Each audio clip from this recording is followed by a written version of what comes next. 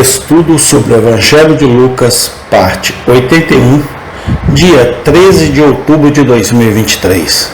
O servo sábio e fiel. Lucas capítulo 12, do versículo 41 ao 48. E disse-lhe Pedro: Senhor, dize essa parábola a nós ou também a todos? E disse o Senhor: Qual é, pois, o mordomo fiel e prudente, a quem o Senhor pôs sobre os seus servos para lhes dar a tempo a ração? Bem-aventurado aquele servo a quem o seu Senhor, quando vier, vos achar fazendo assim. Em verdade vos digo que sobre todos os seus bens o porá.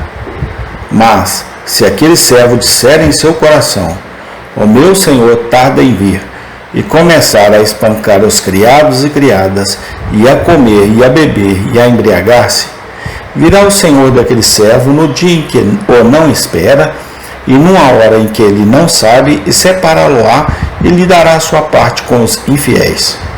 E o servo que soube a vontade do seu Senhor, e não se aprontou, nem fez conforme a sua vontade, será castigado com muitos açoites. Mas o que a não soube e fez coisas dignas de açoites, com poucos açoites será castigado. E a qualquer que muito for dado, muito se lhe pedirá, e ao que muito se lhe confiou, muito mais se lhe pedirá. Lucas 12, 41, 48.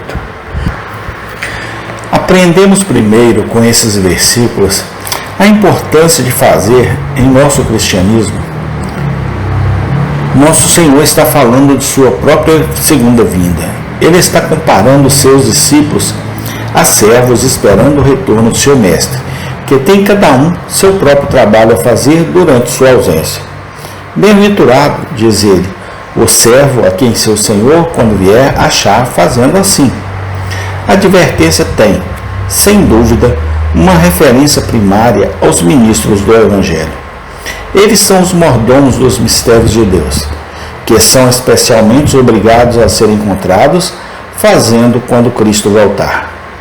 Mas as palavras contêm uma lição adicional, que todos os cristãos fariam bem em considerar.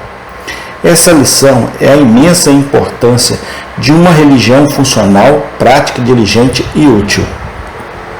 A lição é muito necessária nas igrejas de Cristo. Ouvimos muito sobre as intenções, esperanças, desejos, sentimentos e profissões das pessoas.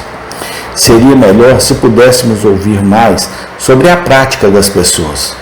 Não é o servo que é encontrado desejando e professando, mas o servo que é encontrado fazendo a quem Jesus chama de bem-aventurado. A lição é uma que muitos, infelizmente, evitam dar e muitos mais evitam receber. Somos gravemente informados de que falar de trabalhar e fazer é legalístico e traz os cristãos à escravidão. Comentários desse tipo nunca devem nos comover.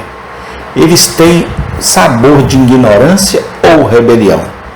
A lição diante de nós não é sobre justificação, mas sobre santificação, não sobre fé salvadora, mas sobre santidade de vida. A questão não é o que o homem deve fazer para ser salvo, mas o que um homem salvo deve fazer. O ensino das Escrituras é claro e expresso sobre este assunto. Um homem salvo deve ser cuidadoso para manter boas obras. Tito 3,8. O desejo de um verdadeiro cristão deve ser encontrado fazendo. Se amamos a vida, então vamos resolver, com a ajuda de Deus, ser cristãos realizadores, isto é, ser como Cristo. Ele andou fazendo bem. Atos 10, 38. Isso é ser como os apóstolos. Eles eram homens de ações, ainda mais do que de palavras. Isso é para glorificar a Deus. Nisso é glorificado meu Pai, que deis muito fruto. João 15, 8. Isso deve ser útil ao mundo. Assim brilha a vossa luz diante dos homens, para que vejam as vossas boas obras e glorifiquem a vosso Pai que está nos céus. Mateus 5,16. Aprendemos, em segundo lugar, com esses versículos, o terrível perigo daqueles que negligenciam os deveres de seu chamado. De tais, nosso Senhor declara que eles serão cortados em pedaços, e sua porção designada com os incrédulos. Essas palavras, sem dúvida, se aplicam especialmente aos ministros e mestres do Evangelho. No entanto, não devemos nos gabar de que eles estejam confinados a eles. Provavelmente pretendem transmitir uma lição a todos os que ocupam cargos de alta responsabilidade. É de fato impressionante que quando Pedro diz no início da passagem: Senhor, você está contando esta palavra para nós ou para todos? Nosso Senhor não lhe dá a resposta. Quem ocupa uma posição de confiança e negligencia seus deveres, faria bem em ponderar esta passagem e aprender sabedoria. A linguagem que nosso Senhor usa sobre seus servos, sobre servos preguiçosos e infiéis, é particularmente severa. Poucos lugares nos evangelhos contêm expressões tão fortes como esta. É uma vã ilusão supor que o evangelho não fala nada além de coisas suaves. O mesmo Salvador amoroso, que estende a misericórdia ao máximo ao penitente crente, nunca hesita em sustentar os julgamentos de Deus contra aqueles que desprezam seu conselho. Que nenhum homem ou mulher nos engane sobre este assunto. Existe um inferno para aqueles que continuam em sua maldade, nada menos que um céu para o verdadeiro crente em Jesus Cristo. Existe algo como a ira do Cordeiro, Apocalipse 6,16. Esforcemos-nos para viver, de modo que, sempre que o Mestre Celestial vier, estejamos prontos para recebê-lo. Vigiemos nossos corações com zelo piedoso e tomemos cuidado com o menor sintoma de despreparo para o aparecimento do Senhor. Especialmente, tomemos cuidado com qualquer disposição crescente de rebaixar nosso padrão de santidade cristã, de não gostar de pessoas que têm uma mente mais espiritual do que nós e de nos conformarmos com o mundo. No momento em que detectamos tal disposição em nossos corações, podemos ter certeza de que nossas almas estão em grande perigo. O cristão professo que começa a perseguir o povo de Deus e a ter prazer na sociedade mundana está no caminho da ruína eterna. Aprendemos por fim com esses versículos que quanto maior a luz religiosa de um homem e uma mulher, maior é sua culpa se ele não for convertido. O servo que conheceu a vontade de seu Senhor, mas não a fez, será açoitado com muitos açoites. A quem muito é dado, muito será exigido. A lição dessas palavras é de ampla aplicação. Exige a atenção de muitas classes. Deve chegar à consciência de todo cristão professo. Seu julgamento será muito mais rigoroso do que o dos pagãos que nunca viram a Bíblia. Deve chegar a todos os ouvintes do Evangelho.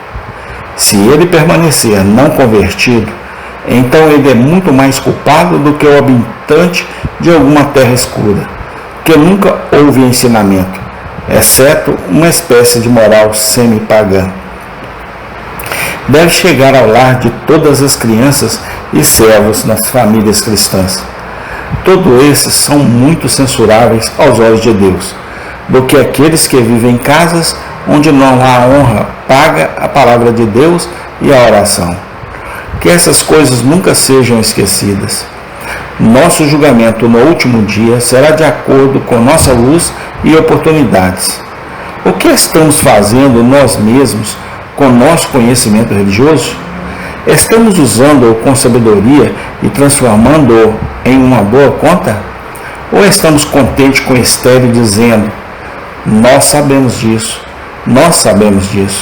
e secretamente nos lisonjeando de que o mero conhecimento da vontade de nosso Senhor nos torna melhores do que os outros, enquanto essa vontade não é feita.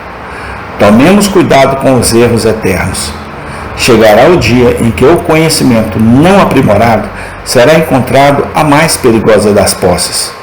Milhares acordarão para descobrir que estão em um lugar mais baixo no inferno do que os pagãos mais ignorantes e idólatras. Seu conhecimento não usado e sua luz não seguida apenas aumentará sua condenação. Amém. Tem continuação. Obrigado, Senhor, por nos permitir mais esse dia. Abençoe essas palavras no nome do Senhor Jesus Cristo. Amém.